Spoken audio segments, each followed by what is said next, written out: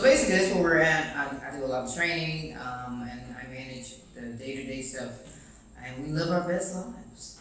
That's what we do, and we set ourselves up to do that, in as many ways as we could possibly foresee us doing that. Right, that's true.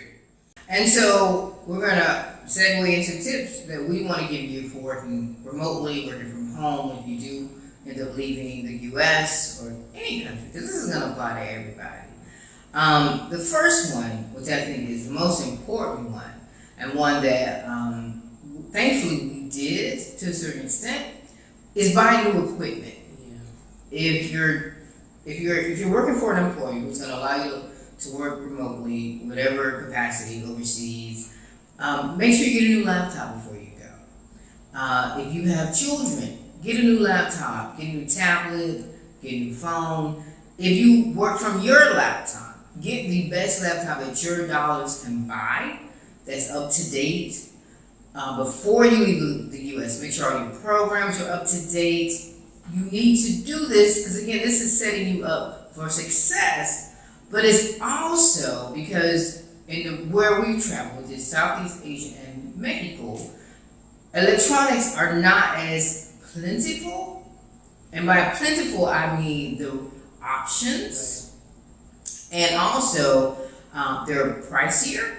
That's the one benefit of living in America is that electronics, they're competing. So you're going to different stores competing, and you're price matching like crazy. That's not. I mean, you can do it, but it ain't as popular over there. The price is what it's going to be. And pretty much, when we were looking for Amber's laptop, you can take this video out in Vietnam, the price was pretty much the price at different stores. We went to 3 different stores, but she was looking for a particular model as well.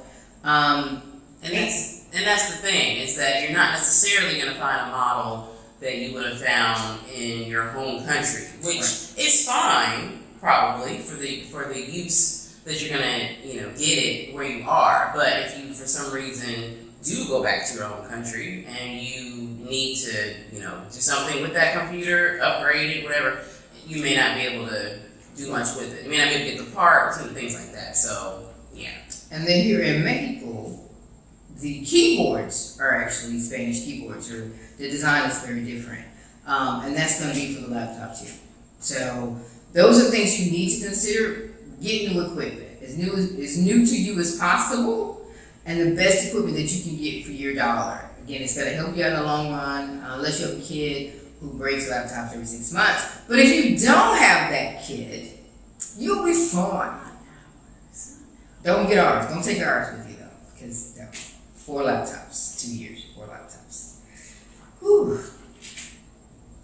Anyway, the next tip is VPN. You have to have a VPN. We have to have VPN for life overseas, but when it comes to working, you have to have a good VPN just to make sure that if you do have to do any kind of work that involves you communicating with or using systems from your home country, or the States, for example, that VPN is going to allow your computer to do that. Mm-hmm. So you're really going to have that to work with other people outside of where you are currently.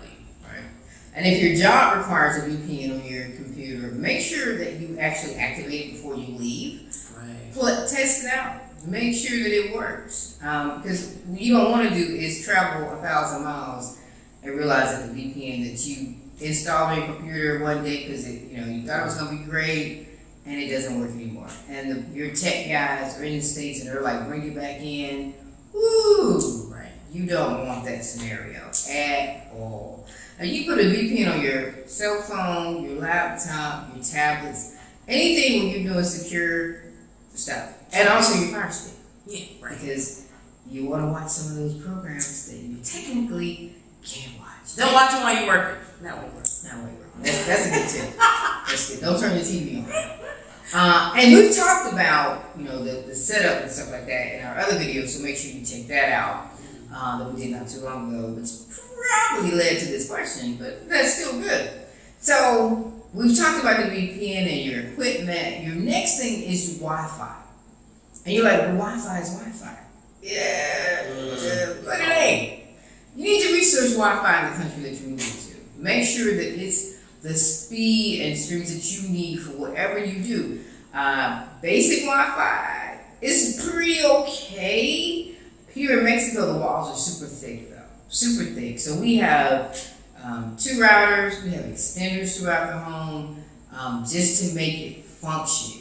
And it's not super great, but it's functioning. But we had to go through those steps to get to that. But we knew that going in, that was going to be an issue. So we set ourselves up for success, asking when we were renting the home, what is the Wi-Fi? Doing a speed test.net to see what the speeds were in the home. You can ask them. Yeah, you ask. Usually they'll tell you the truth. Right. Tell them to send you a video of them testing the Wi-Fi before, if you're doing like an Airbnb, before you get there. Have them go to the home, do a screenshot of them actually testing the Wi-Fi speeds to see if it's good enough for what you do. If you're a graphic designer or you produce videos like I do, you're going to need more. Right. You're going to need more. And you're going through that VPN, which may slow you down even more. So think about those things. Yeah. Next tip. CoWorking spaces. You want to be in a position, obviously, to work out of your home and have your home office, but there may be days the Wi-Fi, for instance, is down because of weather or what have you, or that you just need to get out of the house or you haven't gotten your home office set up yet. So before you make your move, go ahead and research the area that you're looking to move, and then see what kind of co-working spaces they have, because that's what you're gonna need to rely on if you can't work from home or if you just want to work outside of the home. And piggybacking off of that and going back to the Wi-Fi as well and the VPN is Hotspot technology. Make sure if you think that you may be in a remote area, the internet may not be that great, they've already told you that, invest in a portable hotspot. This actually works for us on our day-to-day because electricity goes out here, Wi-Fi drops, and that's common. It's not something that we even stress out over anymore. What we do is we again set ourselves up for success by having hotspot technology. Well, all of our phone plans are on local plans, which are actually really cheap. We pay like $10 a month for each phone. But we also have a local phone, or what I consider our local phone, which no, it's not a burner phone. Oops, sorry, y'all. I've been watching too many ain't no Breaking Bad. Sorry. But we have a local phone, or I consider it our local phone. Where we put stuff that we just keep local stuff on it, the local apps, local everything. But on that, we also have a data plan, and that is our hotspot. So if our internet goes down, we also have our phones, which have a local plan. But that one, since we don't use it, is like almost full every time. So power goes out, and we keep it charged, or internet goes out, we're like, okay, turn on the hotspot. And we'll turn that one on first before turning on our phones, because if we have to get out and about, we still have our phones. We can call Uber or do some research or something like that. So we're still good once we get to where we may need to be, if we have to be out of our home for a day. Because power does go out like that here. And Wi-Fi does go out like that everywhere we've been, being brutally honest. Yeah, I mean, it hasn't up until this point, affected our ability to work. We've still gotten electricity in time to be able to get things done. But that, of course, it has a lot to do with what you do. If you are online for 8 hours straight and you are communicating with customers and that type of thing, and your power goes out or your Wi-Fi goes down, then that's a serious issue. So obviously that it depends on what you're going to be doing. So take that into account. And get your power bank. Yeah, I just keep my laptop. I'm always charging my laptop. I'm always making sure that it's charged. I'm always making sure my cell phone is charged because power does go out. In Cambodia, we had scheduled power outages and unscheduled ones. But when they scheduled them, you'd be out for the whole day. We just get up in the morning, go to the coffee shop, they had generators. And so that's what we would do. But we knew that going in. So it wasn't a huge surprise. And again, once you plan, that's true. Those are just contingency things.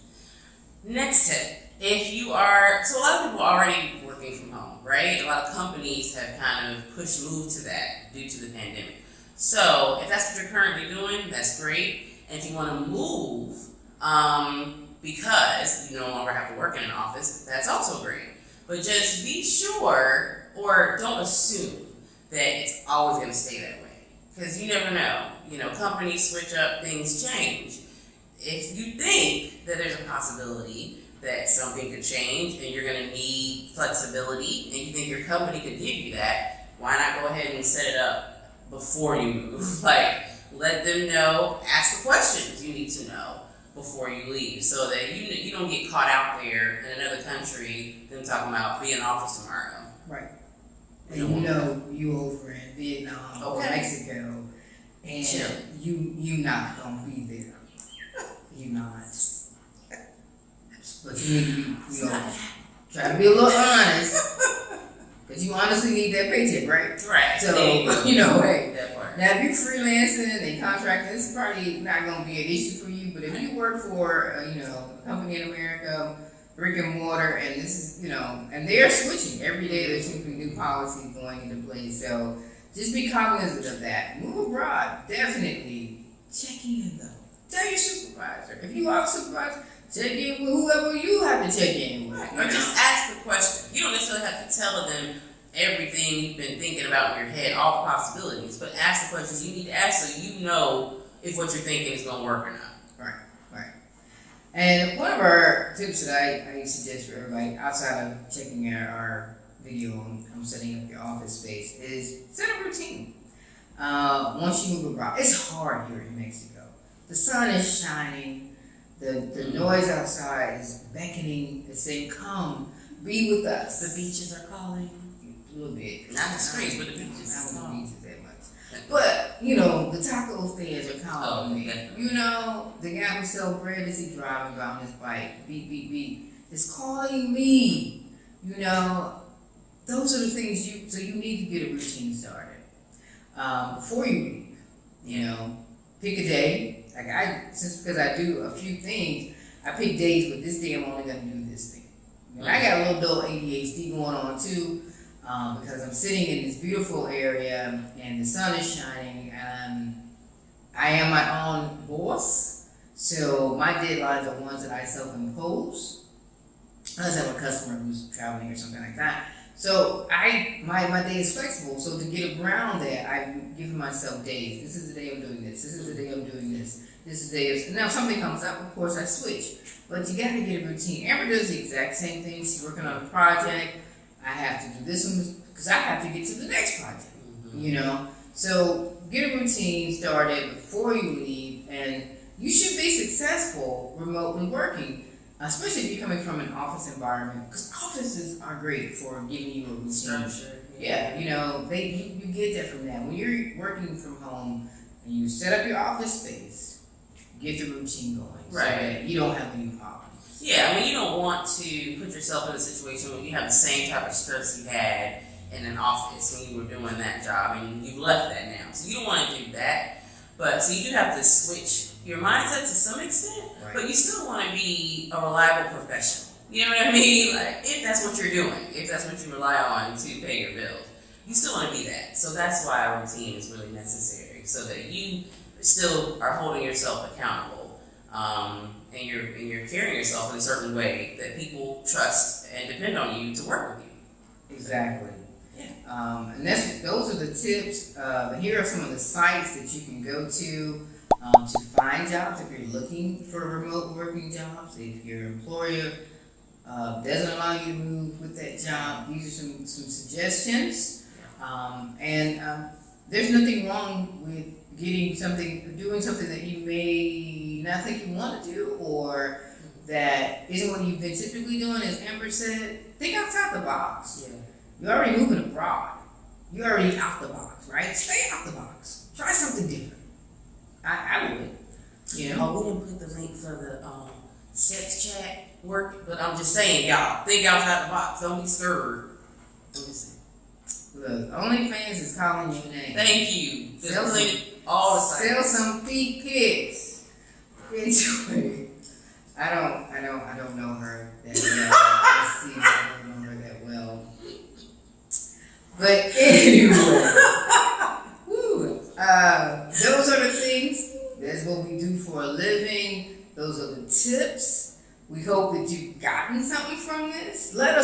below, and I'm gonna link everything below to all the sites that we've talked about, all the tips that we've talked about. There's gonna be, where you can hit on each one on the screen. But let us know if there's some things that we missed. That's true. If you have some other suggestions, Put it below. Let us know.